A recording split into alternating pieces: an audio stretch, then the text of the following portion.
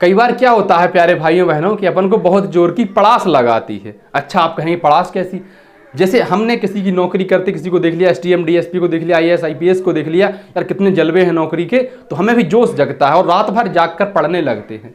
या कई बार हम कोई मोटिवेशनल वीडियो देख लेते हैं तो बड़ा जोश आता है, रात भर पढ़ते हैं, फिर अगले दिन में भी सोते हैं, रात में भी सोते हैं, अगले दिन फिर सोते हैं, और मतलब कुल जमा बात ये होती है कि वो जो जोश आता है वो एक ही रात में खत्म हो जाता है। अभी पुलिस के फिजिकल चल रहे हैं एमपी में, ना सिर्फ एमपी में बल्कि अब यूपी में भी, झारखंड में भी, बिहार में भी, तमाम राज्यों में पुलिस की भर्ती चल रही है और उनके फिजिकल होने हैं।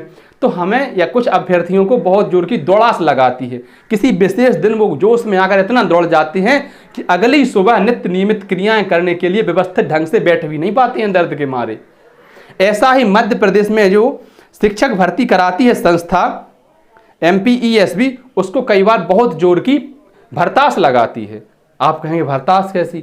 भर्ती निकालने की मिसमिसी सी उठती है उनको, यार हम इतनी भर्ती निकालेंगे कि पूरा मध्य प्रदेश हाथ उठाकर तालियां बजाएगा। पूरा मध्य प्रदेश इतनी जोर से भर्ती निकालने की भरतास लगाती है। और फिर होता क्या है कि ये खुद का एग्जाम कैलेंडर जो इन्होंने खुद ने जारी किया हुआ होता है उसको 2-2 3-3 बार उसमें बदलाव करते हैं और उसके बाद भी उसके अनुसार चल नहीं पाती हैं। जैसे कहा जा रहा था कि मध्य प्रदेश में शिक्षक भर्ती, इस वीडियो का जो आधार है वो मध्य प्रदेश में शिक्षक भर्ती को लेकर है कि कितनी उम्मीदें देकर भी ये लोग समय पर भर्ती नहीं कराते हैं, अभ्यर्थियों पर क्या बीतती है उसकी, है ना। इन्होंने कहा था कि मध्य प्रदेश में शिक्षक वर्ग 2 भर्ती जो मिडिल स्कूल टीचर होती हैं ये होनी है आपकी अगस्त में।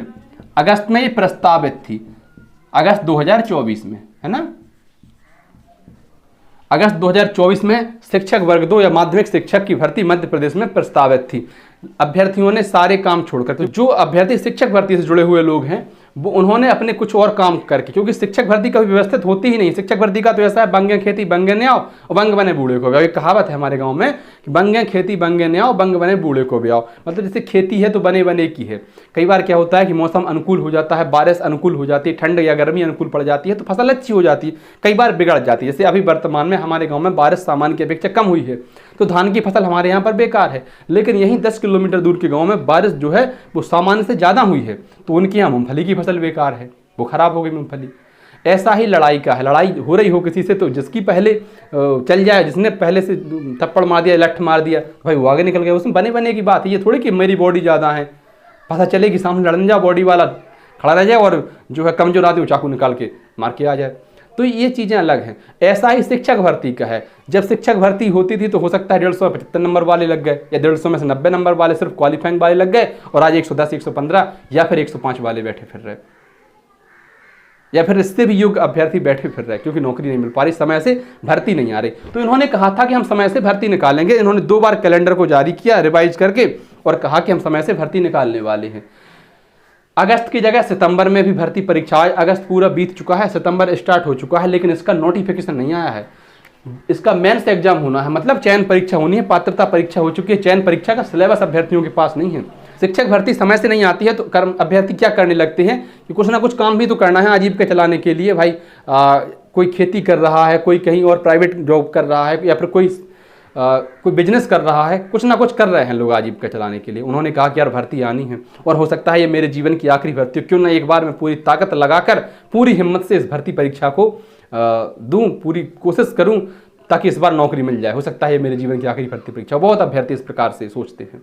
उन्होंने अपने वो काम छोड़े, पढ़ाई स्टार्ट कर दी। सिलेबस नहीं था लेकिन विषय जो था आपका उस विषय को पढ़ने लगे। जैसे किसी को हिंदी का शिक्षक बनना था तो उसने हिंदी पढ़ना स्टार्ट कर दिया कि जब सिलेबस आएगा उसके अनुरूप तब पढ़ लेंगे। आज बेसिक मजबूत करते हैं, लेकिन पूरा अगस्त बीत जाने के बाद जब सिलेबस भी वो भी ना आए, क्या नाम, नोटिफिकेशन भी ना आए, फॉर्म भी ना भरे तो फिर दुख होता है।